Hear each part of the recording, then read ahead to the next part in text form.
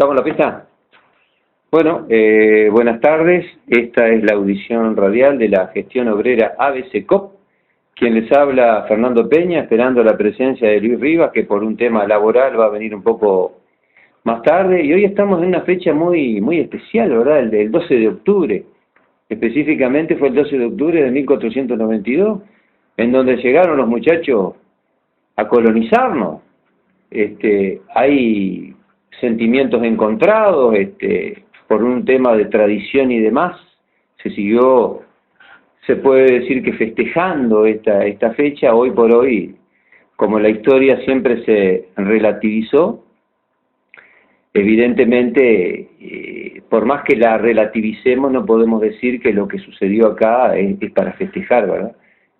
Fue una verdadera masacre colonizadora, y esa historia que uno ya tiene muy viva en los tiempos, ¿verdad? Porque al relativizarse, en una época te decían una cosa, después te decían otra. Para uno es el día de la raza, para otro es el día de la conquista, y tristemente es el día de la pérdida, ¿no? Es el día de la pérdida, y creo que una pérdida que, a pesar de los tiempos y demás, sigue sucediendo, porque como se dice que nos cambiaban espejitos de colores por el oro, ellos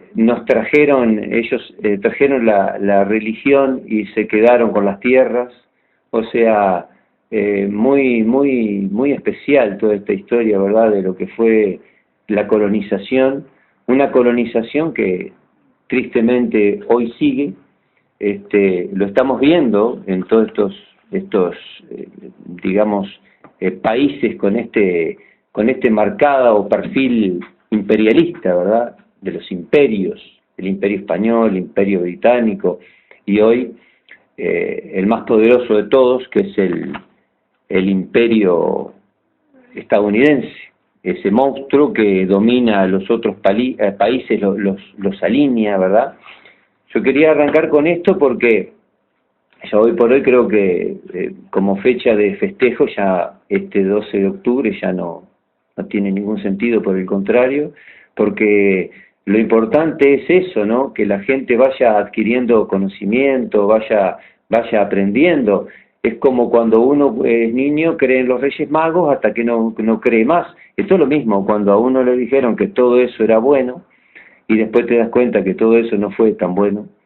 Entonces llegan estas etapas en donde la conciencia crítica de los pueblos, el aprendizaje, la famosa duda metódica que hablaba aquel filósofo tan reconocido que fue René Descartes, que es donde el hombre empieza a dudar, empieza su libertad, porque ahí nace su conciencia crítica.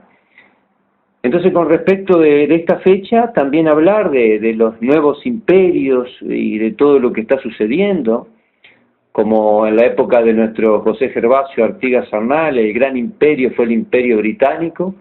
Hoy el gran imperio, el que alinea a la mayoría de los países, es ni más ni menos que Estados Unidos de Norteamérica. Un Estados Unidos que, a base de poderío militar, es el país que tiene mayor presupuesto militar en el mundo, pero un mayor presupuesto que es tremendamente alto con respecto de todos los otros. Se estima que Estados Unidos tiene unos 682 billones de dólares anuales en defensa, o sea, en armamento.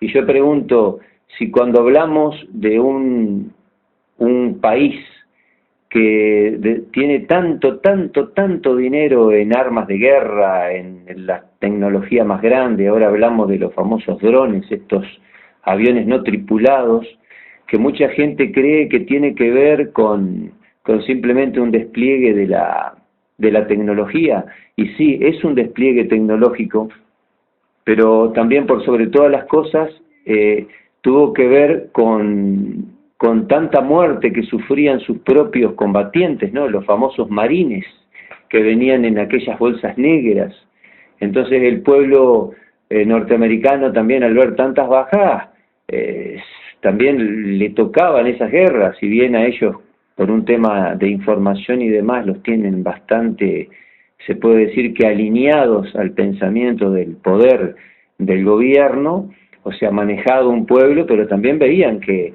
iban a la guerra muchachos que no volvían. Entonces estas armas no tripuladas, estas guerras que parecen virtuales para algunos, porque la ven detrás de, de pantallas, pero dejan mucha muerte y destrucción, ¿verdad?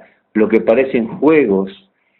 Yo recuerdo cuando aparecieron aquellos informes de Wikileaks que se mostraban aquellos aparatos altamente sofisticados en donde los combatientes norteamericanos estaban a una distancia que nadie sabía ni de su presencia y sin embargo mataban gente hasta por diversión, tirando contra edificios que tenían que ver supuestamente con objetivos militares, pero te encontrabas que venía gente caminando en esas imágenes que se colaron, ¿verdad? Por esa gente de Assange, de la gente de Wikileaks, y mostraron imágenes espeluznantes, que era prácticamente matar por matar. Claro, el ser humano llega a niveles de una locura absoluta, ¿verdad? Además teniendo ese poderío que es absolutamente loco. Imagínense ustedes si se da loca la guerra, que uno siempre dice, en la guerra está todo permitido, y hoy si se da el gran negocio de la guerra, que la guerra tiene reglas. En la guerra te dicen, no, pero usted puede usar tal armamento y tal no. Si se habrá desvirtuado hasta el concepto y si será un gran negocio, ¿no? Porque reglas en la guerra. Si a mí me atacan, por ejemplo, yo creo que voy a usar todo lo que tenga a mi mano para defenderme, ¿no? Por un tema de defensa. Entonces te dicen, no, si a vos te atacan, vos tenés que demostrar que tu defensa fue proporcional al ataque. Eso pasa a nivel de la justicia y demás, ¿no? Para no caer en situaciones en donde quede en falsa escuadra con respecto de lo que sería una defensa legítima o no. Bueno, en la guerra pasa algo similar, una cosa delirante, ¿verdad? Porque si estás en guerra, estás en guerra. Y él dice, en la guerra y en el amor todo se puede. Bueno, ahora en las guerras, como son prácticamente un gran negocio, en donde lo que se hace es saquear y vaciar los recursos naturales, en especial de los países, y encontramos al principal país guerrerista, que es Estados Unidos. Por eso uno lo ataca tanto. Mucha gente dice, pero ustedes ¿qué tienen? Que siempre atacan tanto a Estados Unidos y, por ejemplo, y no atacan tanto a otros países. Ponele su opuesto en estas famosas guerras frías y demás, que fue el caso en su momento de la Unión Soviética, hoy Rusia, porque se desmanteló la Unión Soviética. Pero si vos mirás los presupuestos militares, ahí ya creo que simplemente te canta quién es el principal guerrerista en esta tierra. Estados Unidos tiene un presupuesto militar mayor que los países de China, que lo sigue en relación. Todos estos países juntos, sumados, no llegan a tener el presupuesto militar de solo Estados Unidos. China, Rusia, Inglaterra, Japón, Francia, Arabia Saudita, India, Alemania y Brasil. Estos sumados, todos los presupuestos militares de estos países no llegan a lo que gasta Estados Unidos en armas de destrucción masiva y en todo tipo de arsenal. Entonces cuando decimos todo esto, decimos el porqué de todas estas situaciones, y lo que seguimos hablando de imperialismo ahora, lo que está pero muy jodido es lo que estamos viviendo en el Medio Oriente, ¿verdad? En donde hay distintas versiones, la gente habla de una cosa, otros hablan de otra cosa, los medios informativos grandes de todos los países del mundo dan la versión de la OTAN, o sea, la versión oficial de lo que corresponde a todos los países aliados al monstruo estadounidense en esta pelea muy especial, especialmente jugando firme con Israel.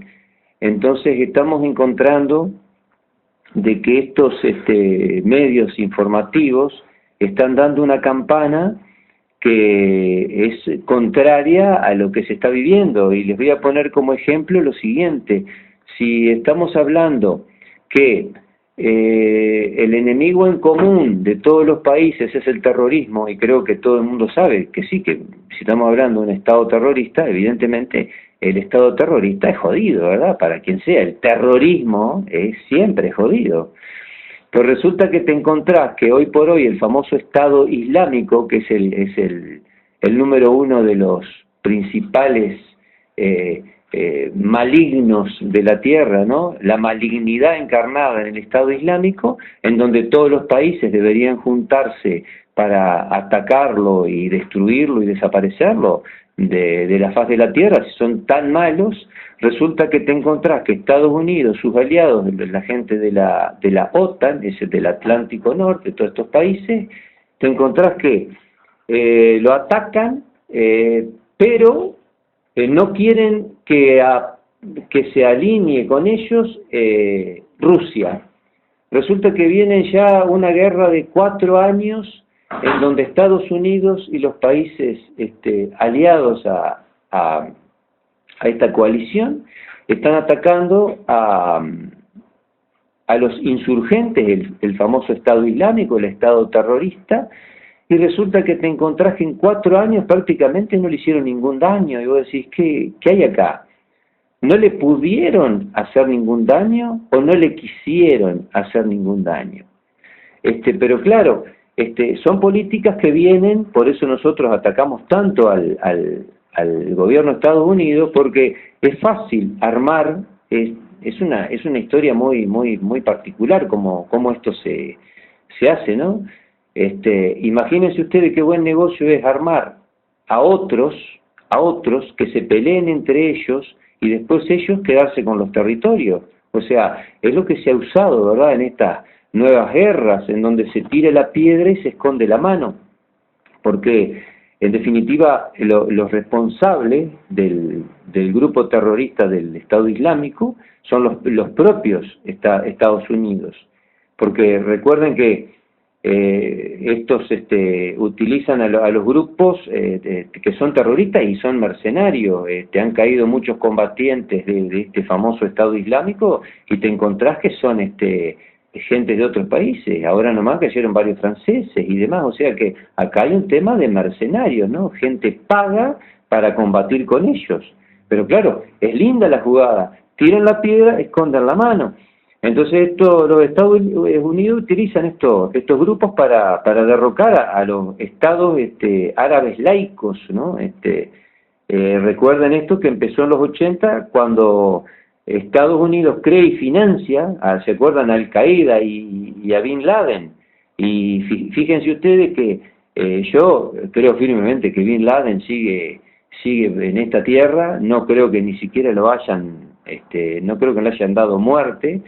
Fue socio en distintos negocios con Bush. O sea, hay mucha cosa muy turbia en esta gente, ¿verdad?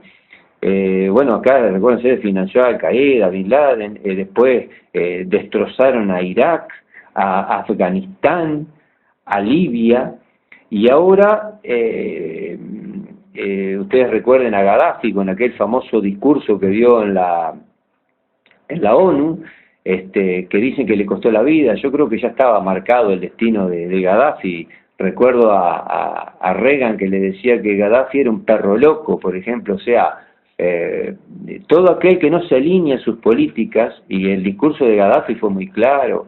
Era un hombre que pueden tener sus aciertos, sus errores, todo lo que quieran, pero como nosotros creemos en la autodeterminación de los pueblos, y Estados Unidos, en nombre de la defensa de la democracia, destroza a Estados soberanos, imagínense ustedes que con respecto de sus aliados y de sus, digamos, socios a nivel comercial, ahí cuántos a nivel de lo que es o de Oriente, de sus aliados en la venta de petróleo y demás, y ahí prácticamente no hay democracia. Sin embargo, no las atacan. Entonces dice, pero qué bárbaro, es como que seleccionan a los enemigos para hacerlos pedazos.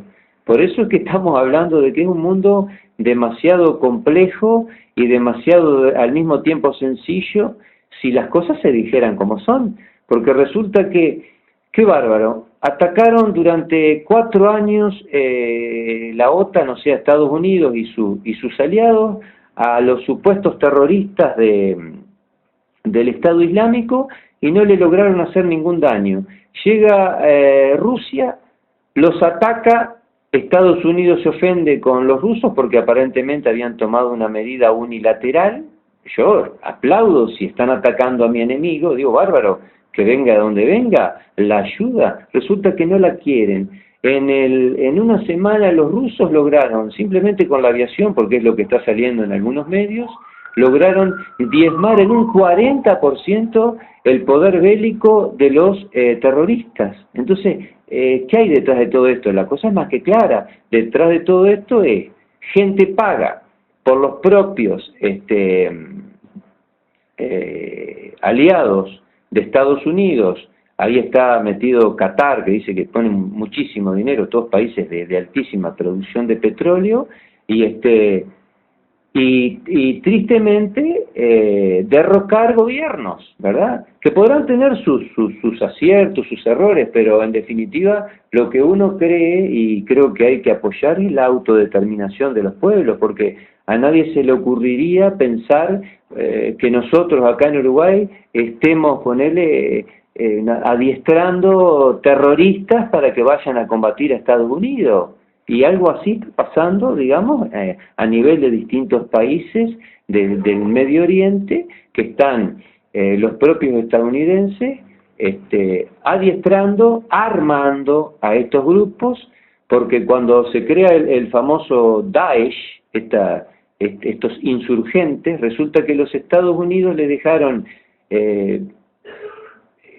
fortunas en las armas más sofisticadas y demás, todo lo que ellos tienen de última generación, todo para destruir es de última generación, ahí donde está la mejor tecnología, tristemente, y resulta que el Daesh se queda con todas las armas esas sin tirar un solo tiro. Entonces son cuentos que prácticamente los puede creer solamente un niño de escuela, pero no una persona que tenga los pies en esta tierra, ¿verdad? Y yo quería decirles con respecto de este disparate del arsenal que tiene Estados Unidos, que en los países Estados Unidos tiene a nivel de inversión total en armamento, él tiene el 41% de todo lo que se gasta en armas. Por eso cuando hablamos del capital financiero internacional y demás, que su sustento es mafioso desde el vamos, ¿verdad? Y acá me voy ya hasta lo político, económico. El sustento del capital financiero internacional, quieran o no, y les guste o no les guste, está relacionado a todo esto, el tráfico de armas, el comercio de las armas, y Estados Unidos tiene el 41% del total mundial. Lo sigue China con el 8,2%. Imagínense ustedes que una quinta parte tiene China hoy, que lo sigue en este despliegue económico para la creación de armas. Estamos hablando siempre de la gran joda que existe detrás de todo esto. Tenemos a Rusia con la 10ª parte, Rusia está invirtiendo en este momento en armamento la 10ª parte que Estados Unidos. Después lo sigue el Reino Unido, muy próximo a Rusia, Francia también, todos ahí muy cerca en porcentaje, y Japón muy cerca en porcentaje. Después baja bastante Arabia Saudita con un 2,8%, India muy cerca con 2,7%, Alemania 2,7%, Brasil con el 2%, Italia el 2%, Corea del Sur el 1,8%, Australia 1,5%, Canadá 1,4% y Turquía 1,3%. O sea, ¿qué queremos significar con todo esto?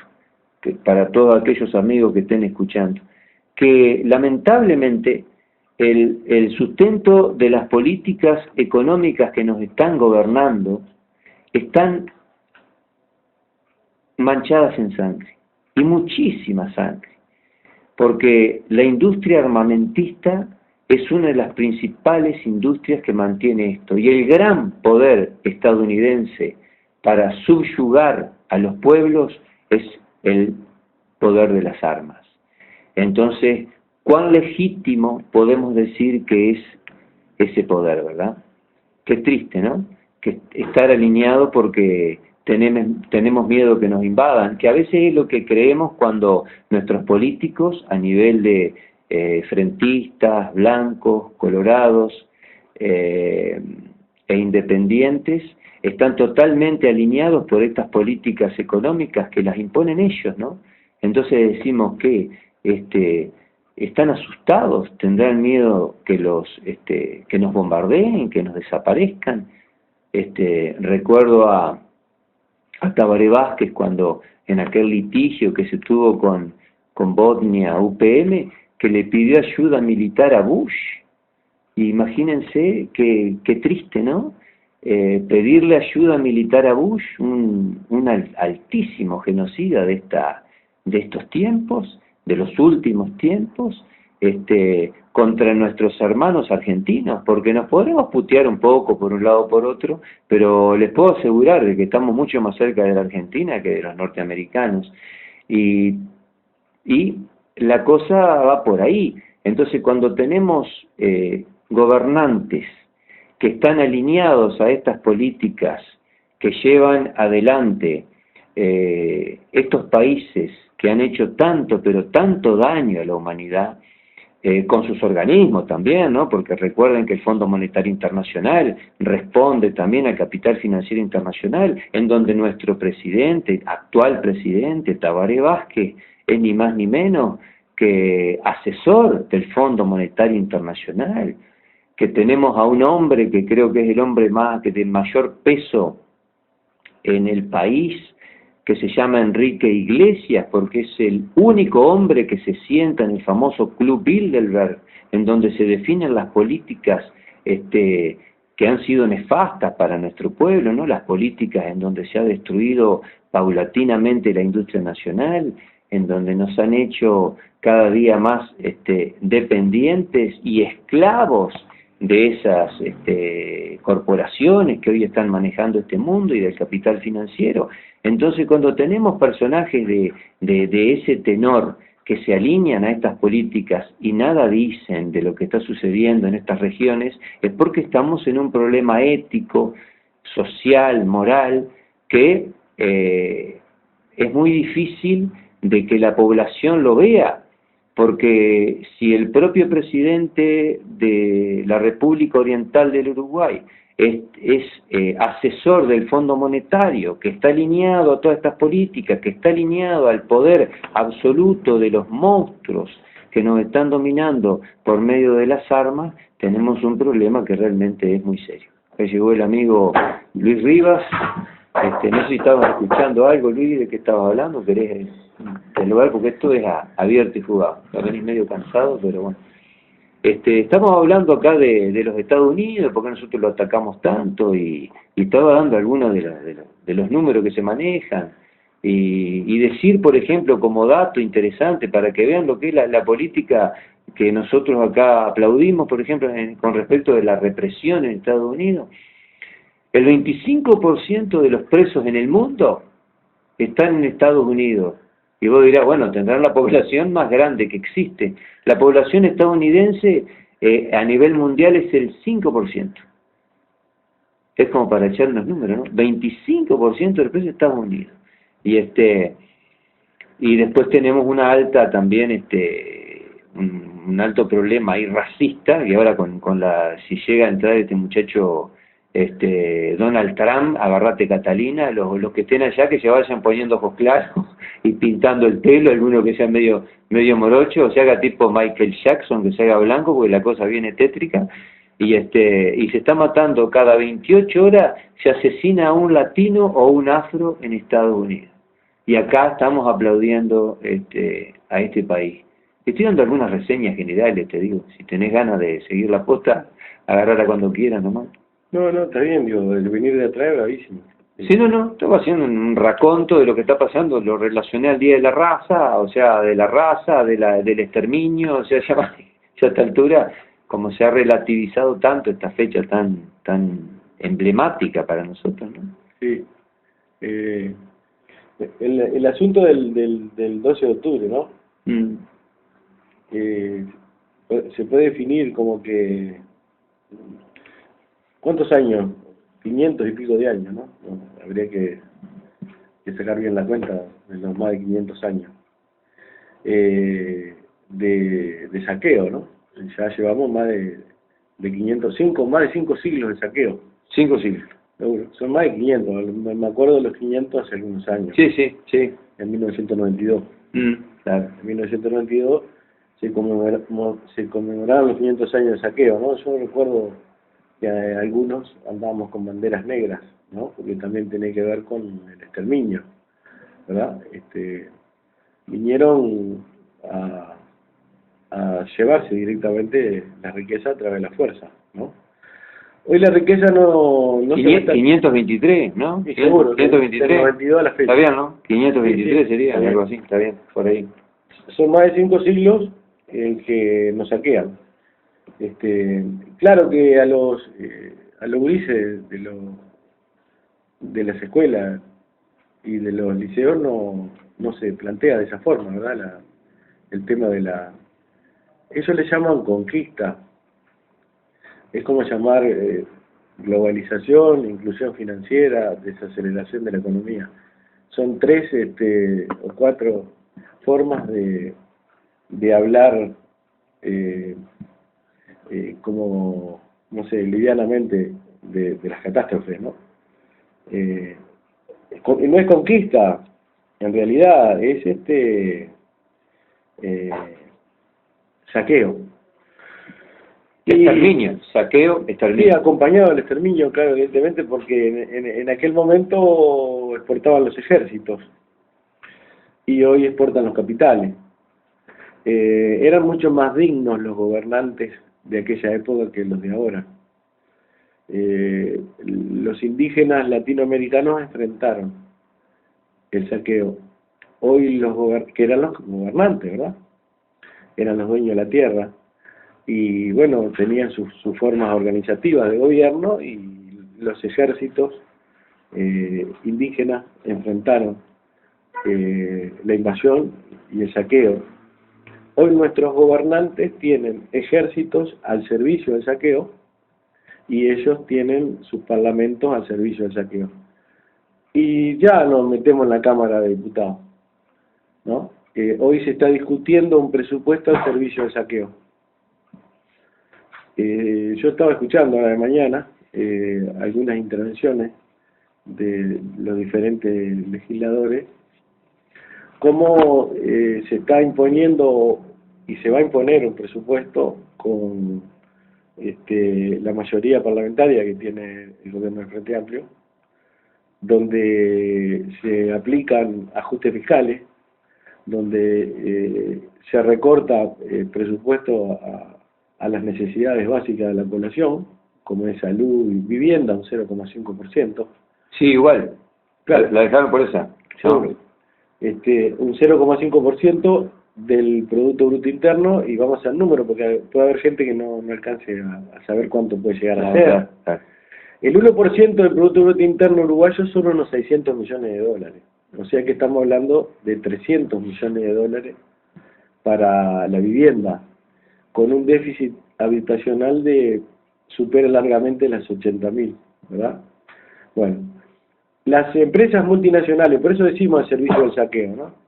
En 1492 comienza el proceso de invasión de las potencias europeas sobre América Latina, que en unos años se transforma, después que se descubre la riqueza, se exportan los ejércitos para llevarse la riqueza, cargar los barcos con todas las riquezas por este continente, matando a los dueños de la tierra, los dueños del continente. Y hoy tenemos gobiernos que utilizan el Parlamento para la defensa del saqueo de esas mismas riquezas. Y vamos a dar el ejemplo. Para la vivienda hay 300 millones de dólares millón más, millón menos. Mientras, en un año, los saqueadores se están llevando el 3% del Producto Bruto Interno por no pagar impuestos. Sí, sí. Es las exenciones, exenciones tributarias. Es decir, si los saqueadores, representados por el capital financiero internacional, pagaran impuestos, el Producto Bruto Interno nuestro crecería un 3% más. ¿Cuántas cosas se podría hacer, Luis? Fíjate que el Plan Nacional de Vivienda Popular, que está planteado por esta Comisión Nacional, que dice que con 600 millones de dólares, que es el 1%, se construirían anualmente entre 7 y 5.000 viviendas, lo que generarían 15.000 puestos de trabajo, ¿verdad? Entonces, si vos tenés un Plan Nacional de Vivienda Popular, por lo menos no precisás 3 papeleras. Porque los puestos de trabajo directos de la papelera fueron 5.000 puestos de trabajo en la construcción. Se estarían generando 15.000 puestos de trabajo y construyendo viviendas para el pueblo. Y no contaminamos, ¿no? No, por supuesto. Eso, qué tristeza. Claro. Creo que viste que todo tiene que ver con todo, ¿no? Porque está bien, es una fecha muy significativa. ¿Qué te parece?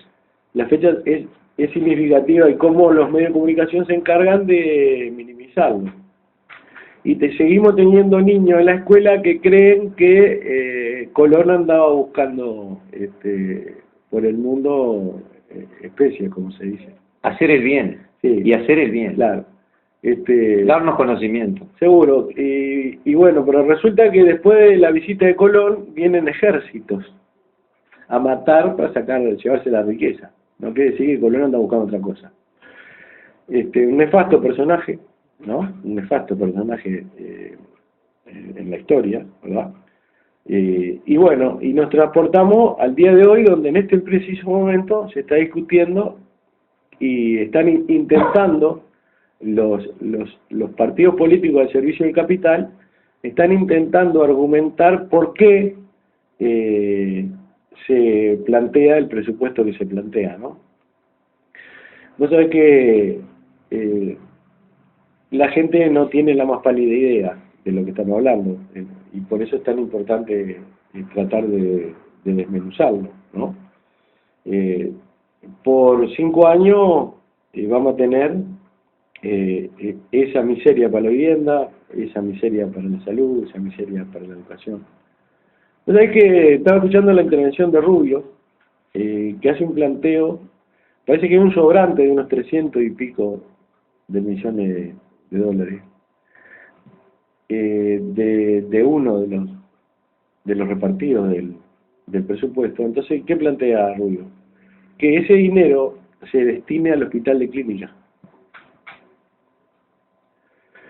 Yo en este momento no me acuerdo exactamente... Que el clínica estaba pasando un momento terrible. Y lo único que falta es caerse, Sí. porque después ya... Está terrible, sí. Sí. Tengo un amigo que va y me ha dicho, sí. Al hospital de clínica en este momento lo puede trasladar al barrio histórico. Está así. Creo que en mejores condiciones están las casas portuguesas de la calle de los Suspiros que el hospital de clínica. Lo puede trasladar tranquilamente al barrio histórico y la gente puede llegar a pasar y verlo y sin darse cuenta lo puede asociar con un edificio de la época de los portugueses, ¿no? Del 1800. No, mucho antes, 1600 y pico, la fundación de Colonia. Está mal, sí. Sí.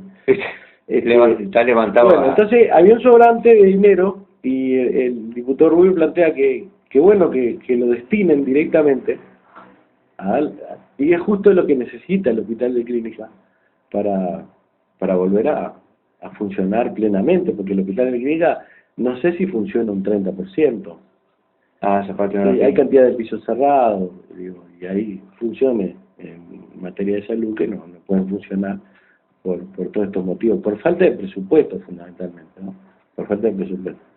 Entonces cuando uno dice, si son capaces de continuar con sus políticas de beneficiar al capital financiero, de permitir el saqueo, la contaminación, a costa del deterioro de uno de los centros de salud emblemático, totalmente. ¿No? Sí.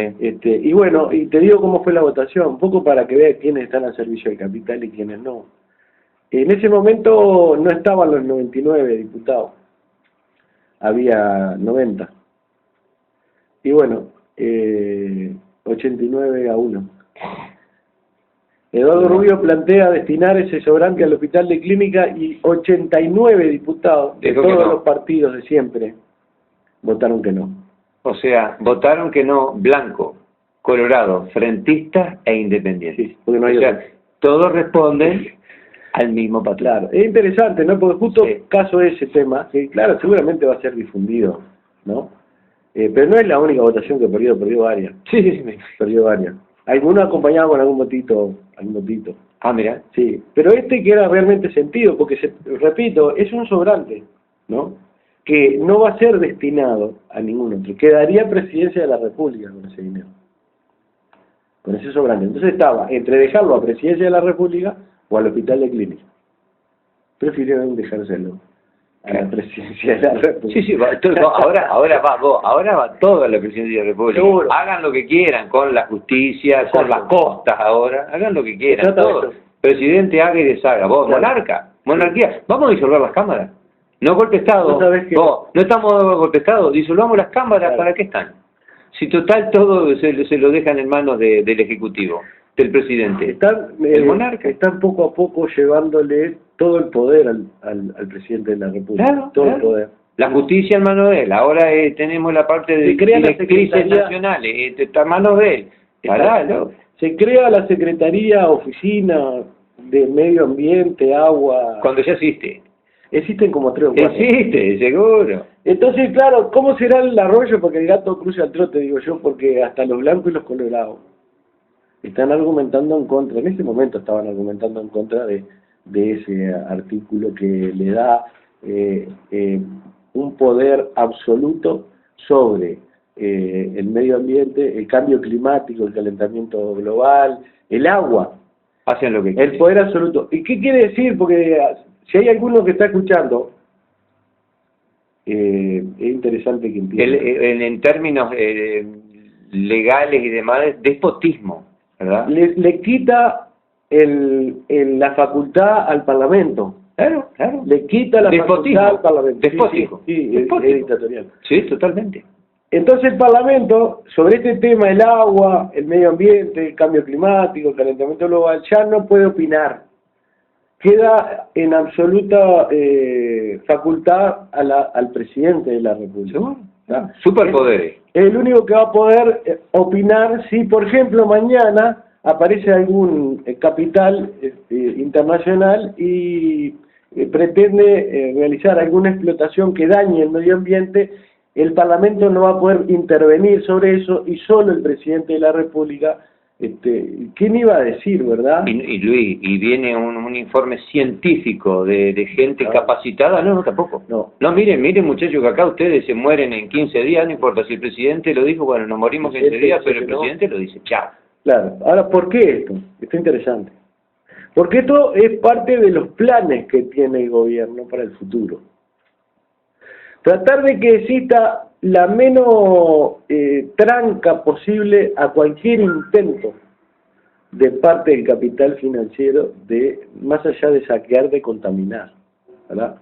Los planes que tiene el Poder Ejecutivo en el Uruguay son permitir aún más al capital financiero hacer lo que quiera. Entonces se saca de encima con los votos por tener mayoría parlamentaria del partido de gobierno, se saca de encima una posible discusión que tranque esa inversión, que imposibilite enlentecer los planes de entrega absoluta de la soberanía y la independencia de nuestro país, ¿verdad? ¿Quién iba a decir, decía yo hace un rato, que esta fuerza política sería capaz de tremenda atrocidad, ¿no? Yo creo que, repito lo que decía el otro día, estas actitudes de este gobierno hacen poner colorado a los más reaccionarios dirigentes de los partidos tradicionales. Sí, le ganaron. Lo amasijaron, le están haciendo pasar vergüenza, a los Lacalle, a los Sanguinetti, a los Bassi, a los Bordaberry, ¿verdad? Le están haciendo pasar vergüenza. Estoy convencido que nunca se hubieran imaginado estos retrógrados de los partidos tradicionales que iba a poder algún gobierno, sin ser ellos, aplicar este tipo de políticas de entrega, ¿no?, de nuestra soberanía. Con un pueblo aplaudiendo, ¿no? Con un pueblo aplaudiendo. Ahí está el gran tema que merece, me parece, un análisis. Yo creo que hay un sector de la población que ya comenzó a tomar conciencia con respecto a esto. Quería detenerme un cachito en lo que fue la reunión de ayer. Yo no participé. Sí, a mí se me complicó porque justo estuvo movido el fin de semana. Estuve de rato. Yo ni llegué por ahí porque no pude. Sí. Pero hablando con algunos compañeros que están en el tema necesitado de vivienda, nos decían que hay un montón de gente que está participando que va mucho más allá de la vivienda. Claro. Hay gente que está planteando ya, en medio de la reunión, está volcando un montón de cuestiones que las tiene atragantadas, ¿viste? Sí, seguro. Porque acá está en discusión el salario, acá está en discusión las condiciones de trabajo, ¿verdad? Acá está en discusión la propia educación, porque se tocan temas naturalmente, pero son gente necesitada de vivienda que termina diciendo, ¿cómo puede estudiar bien un niño que vive bajo 4 chapas? ¿Cómo podemos acceder a la vivienda lo que tenemos 2 trabajos y no alcanzamos con los 2 trabajos a generar 20.000 pesos? Y la mayoría vamos derecho a las 4 chapas. Pero claro, es cuestión de tiempo. La mayoría vamos derecho a las 4 chapas. Es cuestión de tiempo. ¿Sabes? Los que se crean que están inmunes a esto, están equivocados. Pero claro, Gallego, si digo, acá no se salva nadie, o detenemos esto, o terminamos en esa, ¿verdad? Sí. O tal vez terminamos esperando que algún intendente benevolente haga algún realojo, ¿viste? Y te coloquen algún terreno por ahí asignado en guetos, ¿no? Guetos de material, sí. Que terminan siendo guetos de material. Entonces, digo, un poco respondiendo, digo, hay un sector de la población que es totalmente, está mal dicho apolítico, porque nadie es apolítico, pero que jamás intervino en política, que solamente se dedicó cada 5 años a meter un voto por tradición, que hoy está muy interesado en participar y decir lo que siente, porque están largando lo que siente en reuniones donde, si se quiere, con hablar de vivienda alcanza, pero la gente se está dando cuenta de un montón de cosas, ¿verdad? Entonces, cuando uno explica, porque hay que explicarlo, ¿por qué no existe un plan nacional de vivienda popular? ¿Por qué se destina un 0,5% del Producto Bruto Interno a la vivienda que no cubre absolutamente nada? Pongámosle tal vez un 2 o un 3% de las necesidades, y pasado los 5 años de ese presupuesto tenés una situación peor que los 5 años anteriores, ¿verdad? Porque dentro de 5 años de continuar esta política económica, ese 0,5% va a alcanzar para menos todavía. Si tenías 4 chapas con quedarán 3. Claro, por eso. Ahí va a entrar 3 chapas. Eso es lo que hay que comprender, ¿verdad? Eso es lo que hay que comprender. Entonces la gente se pregunta, ¿viste? Entonces va a decir, pero ¿cómo es posible, te dice la gente, que una multinacional se embolse por no pagar impuestos 3 veces más de lo que nosotros pedimos para que se generen tantas miles de viviendas dignas y tantos miles de puestos de trabajo? No tiene sentido. En ninguna cabeza cabe que esto pueda suceder. Sin sentido. Claro, es un sinsentido, pero ¿cómo? Estamos hablando de generar puestos de trabajo en un Uruguay donde se cierran las fuentes de trabajo, donde solo en el departamento de Maldonado hay 7.000 trabajadores de la construcción desocupada. No se defiende lo interno. Escuchaste ahora que los brasileños, por ejemplo, están enojados con su país porque supuestamente ya las inversiones no cabrían. Entonces quieren venir acá a invertir acá, digo, en las condiciones estas, y bueno, si siguen invirtiendo acá, y bueno, los uruguayos tenemos que ir todos, los oriundos, sobre todo los orientales, el que se siente oriental, que vaya armando, no sé, viviremos aislados y procurar ser autosuficientes en todos los órdenes, porque de otra forma no vamos a poder estar acá. Claro, es bueno explicarlo también, digo, porque también es difícil, ¿no? Porque vos combatís contra, hay varios monstruos. el monstruo propagandístico que manejan los grandes medios de comunicación al servicio del capital, hacen confundir a la gente, y todavía hay un altísimo porcentaje de la población que, si bien se da cuenta que en 10 años de apertura del capital extranjero fundamentalmente no se ha resuelto nada, sigue viendo como única salida la inversión extranjera. Ha empeorado la situación. Claro, para algunos se agravó, digamos, la brecha social es mucho más grande entre los que tienen muchísimo y los que no tienen nada, pero se ha empeorado. Los números que tiramos acá creo que son irrebatibles de toda la deserción y la gente que se sacó del campo, que eran productores de alimentos, por este cambio de matriz productiva. Creo que lo está viendo cualquiera y se refleja tristemente en el alimento, lo que comemos nosotros, lo básico nuestro, ¿verdad? Claro. Bueno, sería bueno saber lo que está proyectado. Lo que está proyectado es una tercer pastera, ¿verdad? Eso ya está prácticamente resuelto. Quedó en stand-by, como se dice, el proyecto de la megaminería a cielo abierto. Todavía no está cerrado el caso, ¿no? Eso está en stand-by. Y producto de esta última ley que se está discutiendo en la comisión de donde está la senadora Blanca, ¿cómo es la comisión? Medio ambiente. Medio ambiente.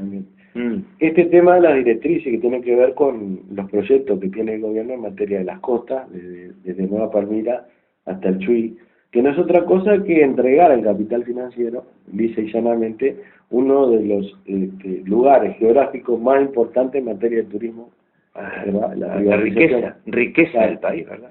En la industria sin chimenea, la industria no contaminante. Claro.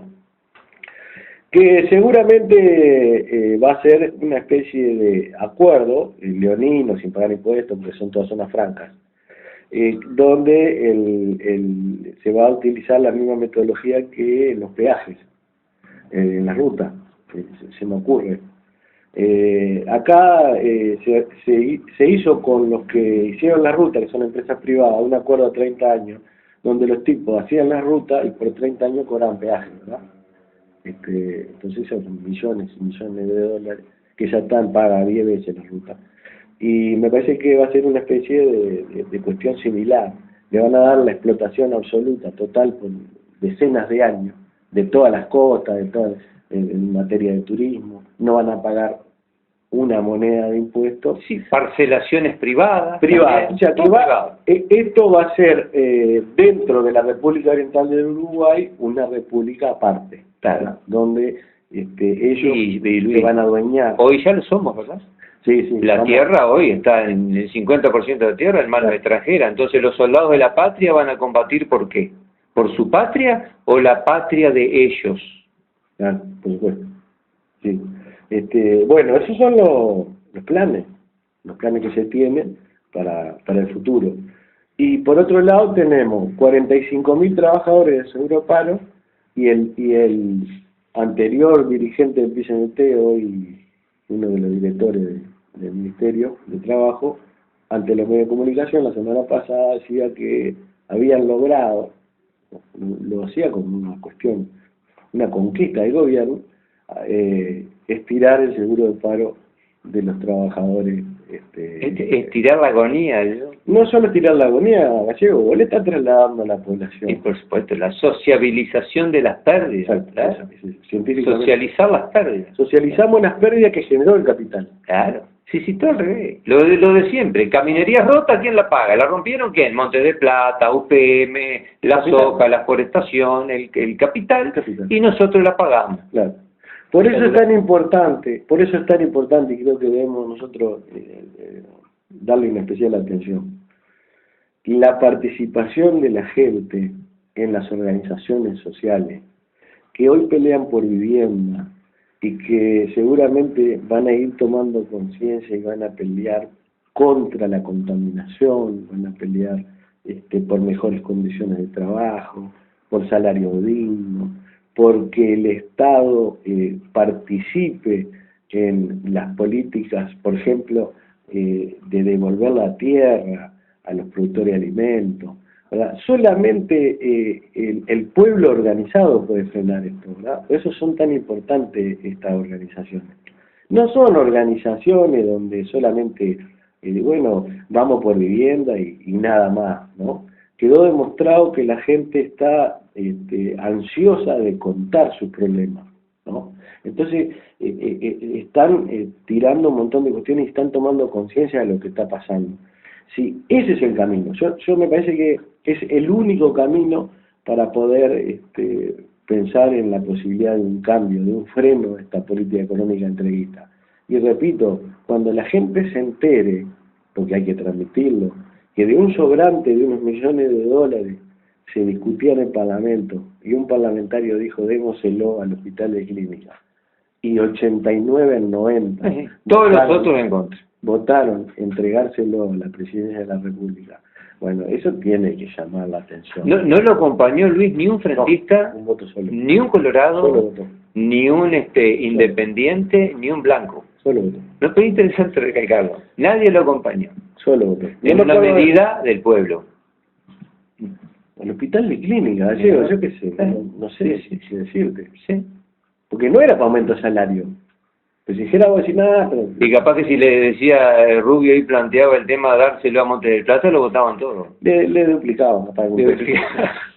Claro, digo, es algo vergonzoso. Es vergonzoso. ¿Y con qué rostro, tipo una cara de piedra, pueden argumentar?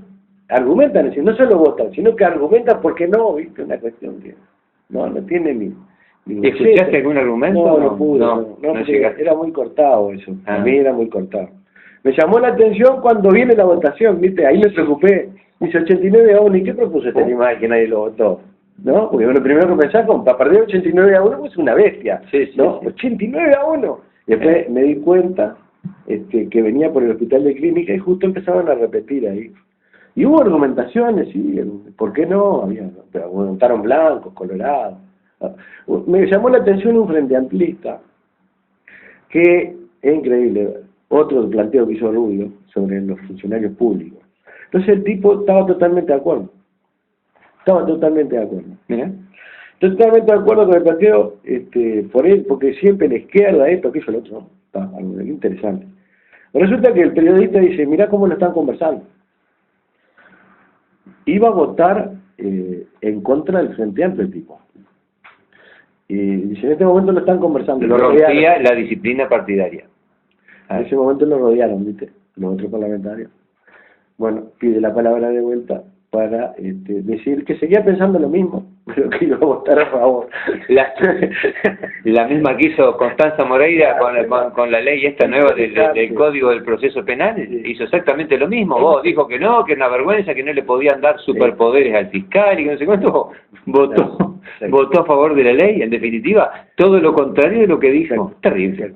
Bueno, eso estuvo clarísimo, ¿viste? Y después, claro, los bandidos de siempre, los blancos, ¿viste? Que son terribles bandidos. Les hicieron un pyme con el muchacho ¿no? Porque, claro, seguro, porque era para hacerse un pyme. Tipo joven, era un legislador joven. José, un diputado de San José. No me acuerdo el nombre. Después hicieron un pyme, le tengo que poner la palabra para pegarle. Pero es que era para hacerse un pyme, no podía hacer eso. Besate la boca y si no te da la nata, que te calla la boca. Yo voy a rescatar siempre una frase de Carlos Julio Pereira que siempre decía, la disciplina partidaria es una inmoralidad política. Real, totalmente de acuerdo, lógico. Si estamos votando en contra de lo que nos parece lógico, coherente, justo, humano, popular, todo lo que vos quieras, y vos votás en contra, bueno, loco, ¿en dónde estás parado? Bueno, la disciplina partidaria es una inmoralidad política. Bueno, es una demostración más de que está todo preparado, que es una directriz que viene, ¿no?, del capital directamente, que no permite bajo ningún concepto que haya oposición. Esto tiene que salir, pero no porque sean planes del Poder Ejecutivo, es un poco lo que decíamos el otro día. Acá el enemigo no es el Frente Amplio, el enemigo no son los blancos, ni los colorados, ni los independientes. Esos son simples agentes del capital. Claro, son los operadores que son, por supuesto, que están enfrentados a nosotros, por supuesto, porque un tipo que se presta a eso y que sigue para adelante apoyando eso es un hombre que tenemos como rival total. Por supuesto. Esa gente o se va o cambia para nosotros así, o se va o cambia. Claro, son los delegados que el capital tiene dentro de los organismos donde todavía se discute. Pero se están asegurando, que lo que decíamos recién, de tratar de que este organismo discuta lo menos posible y que los poderes pasen ya directamente, para que no pase lo de este Claro. Porque esto es lo que planteó primero este muchacho, que no iba a acompañar la mayoría, que estaba de acuerdo con el planteo de Rubio. Lo hace preocupar a Tabaré. Porque mañana pueden sacar una ley tranquilamente que diga, bueno, de ahora en más, Presidencia de la República, o sea, Poder Ejecutivo, puede gobernar por decreto, basta, no hacemos más nada. Decreto va y viene. Entonces digo, tranquilamente disuelvan las cámaras, total. De a poquito le van dando cada vez más poder a los organismos de dirección, de ejecución del gobierno, ¿no? Cada vez más poder al servicio del capital, ¿verdad?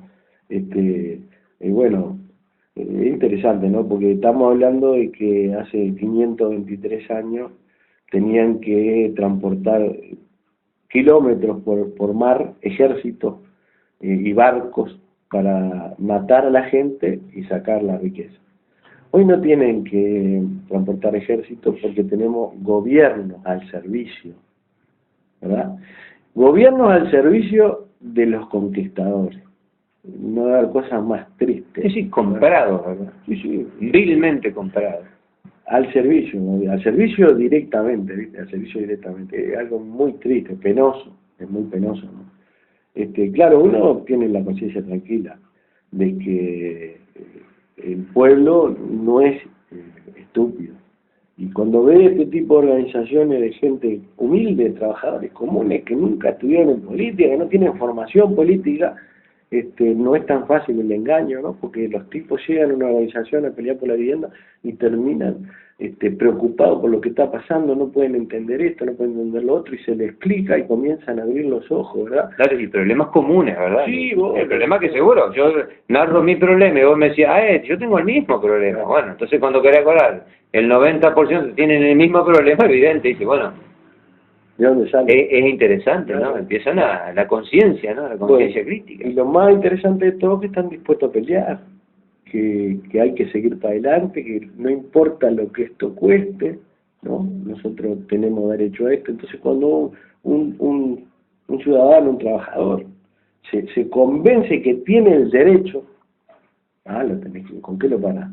¿Verdad? O sea que las cosas, ¿por dónde pasan? Pasan por la organización, pasan por esas organizaciones sociales compuestas por gente del pueblo, que comienza a tomar conciencia a través de la lucha, y después que toma conciencia a través de la lucha, está dispuesto a cualquier cosa para defender sus intereses, ¿verdad? Un poco como que esta es la única forma o la más efectiva de romper contra la hegemonía de los medios masivos de comunicación, que dicen que vamos bien, que está todo bien, que las cosas... ¿Cómo mienten? Claro, ¿Cómo mienten? ¿Cómo mienten? Escuchaba ahora, por ejemplo, de la estabilidad económica del país, loco. No está quedando ninguna industria nacional. Nos han destrozado al obrero independiente, lo están alineando a los monstruos económicos que les pagan 2 mangos. Y después te dicen, mira, estuve hablando el otro día con un hombre que está trabajando a nivel de la CARU.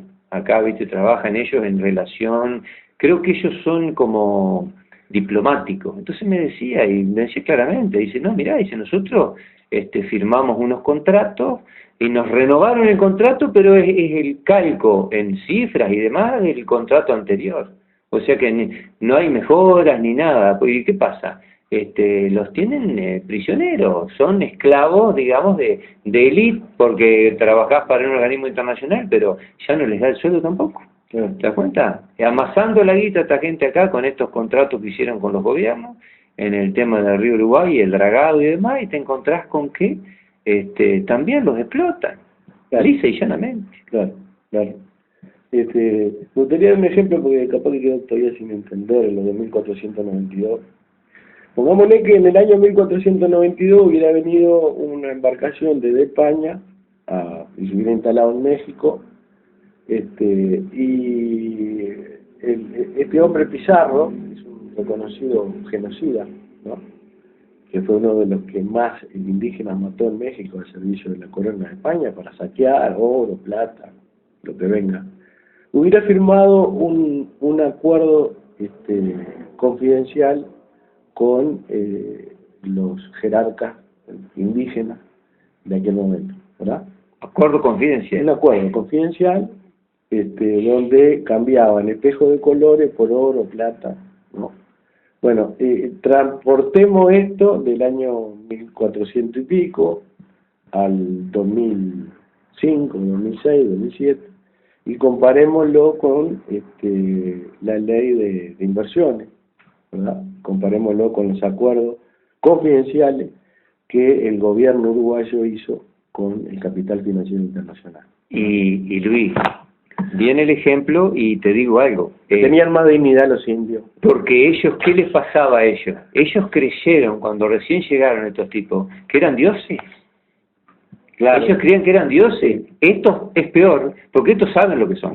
Porque aquellos era bien, como decimos siempre, creían en Reyes Magos. Ellos creyeron cuando llegaron esas embarcaciones que eran dioses. Entonces, claro, ante un dios, de repente vos, al desconocimiento absoluto, decís, bueno, si los tipos estos me van a hacer bien, son dioses los tipos, porque fue así. Y hoy no. Entonces lo de hoy es 100.000 veces peor porque saben que vinieron a saquearnos y con esa conciencia absoluta de lo que son, lo permiten. Entonces por eso decimos que son cipayos. Sí, el cipayo. Hoy por hoy estamos en manos del cipayo. Claro, ya no hay ni dignidad en estos casos, ¿no? No hay ni la más mínima dignidad. El asunto es que esto se sigue deteriorando, ¿verdad? Imagínense que vamos a tener 5 años en materia de vivienda donde la situación se va a empeorar. El 0,5% del Producto Interno, que es lo mismo que se venía dando, para una situación desesperante en materia habitacional en nuestro país. Donde no hay perspectiva ninguna de que los que hoy tienen graves problemas de vivienda puedan hacer una vivienda digna. No, la vas a ir perdiendo. ¿Por qué? Porque el salario se ha ido deteriorando. Claro, la vas a ir perdiendo. La vas a ir perdiendo. Por eso digo, vamos a tener 5 años donde la situación se va a empeorar en materia. Esto es científico, no es que nosotros seamos en contra de nada. Ni que hablar. Si no sacamos esta cuenta, tenemos que ir a la escuela, porque es algo terrorífico. ¿Verdad? Es algo terrorífico. Si vos decís, tenés pleno ocupación en el país, el salario ha llegado a media canasta básica familiar y tenés un 0,5% de inversión en vivienda, vos lo paliás con la situación de trabajo pleno y salario digno. Entonces vos te arreglás como vos podés debido a tu ingreso. Te defendés. Y la situación cambia. Pero en una situación dramática en materia salarial, en materia ocupacional, un 0,5% del producto para tanta necesidad de vivienda, lo que va a generar es una situación peor para los próximos periodos de gobierno. O sea que vamos a tener 5 años donde va a empeorar la situación habitacional y naturalmente van a crecer los asentamientos. Claro, pero esto vamos a decirlo claramente, no lo decimos como profeta, lo decimos porque está sucediendo, ¿verdad? El desplazamiento de la gente del campo, que fueron muchísimas familias y muchos laburantes del campo, productores de alimentos, están engrosando todos esos lugares medio tierra de nadie, buscando las zonas de arroyo, y crían algún bichito o algo. Bueno, toda esa gente también está en marginalidad, y son miles, por eso nos causa gracia, y podemos decir que es triste, muy triste, que haya empresas grandes como Monte de Plata que sigue gastando fortunas en publicidad para hablar de las bondades, cuando en definitiva el balance es totalmente negativo. Bueno, ahí está el papel de los medios. Y ahí está el papel de los medios. ¿Cuánto vale la propaganda? Tanto, no me da ponerla. La desinformación. Yo te dejo en los últimos minutos, Gallego, porque ya me tengo que ir. Total, vos cerrás, ¿no? Y nosotros lo estamos encontrando. Bueno, viniste tipo visita, viniste como una visita. Ahora vienes esa. Sería que cerrá, pues ya me escuchá, convocar que el domingo hay otra reunión de materia de vivienda. Perfecto. Quiero comprar mi casa, entonces ya llegó el amigo César. Miércoles. Domingo entonces a 3:30, Luis, ¿no? 3:30. 15:30 15:30 en Ituzaingó 177, este movimiento por vivienda popular, quiero comprar mi casa, un movimiento que realmente vale la pena ser apoyado por quienes necesitan la vivienda y por quienes no, por un tema solidario, ¿verdad? Todos aquellos que entiendan de que este es un movimiento importante, súper digno y más que necesario, están invitados el domingo 15:30 Ituzaingó 177, aquí en Colonia del Sacramento. Sé que en estos días también habían sido invitados esta misma gente que está movilizando toda esta movida importante por la vivienda popular. Creo que iban a ir a Carmelo, o sea, muy bueno, ¿no? Que se vaya agrandando la plaza de gente que conozca esta historia, y bueno, así por lo menos, dice, se hace camino al andar. Bueno, hasta una próxima audición, y como dice el amigo Rivas de hace tantos años, dice, el que lucha gana y el que no se muere de hambre, sencillito nomás.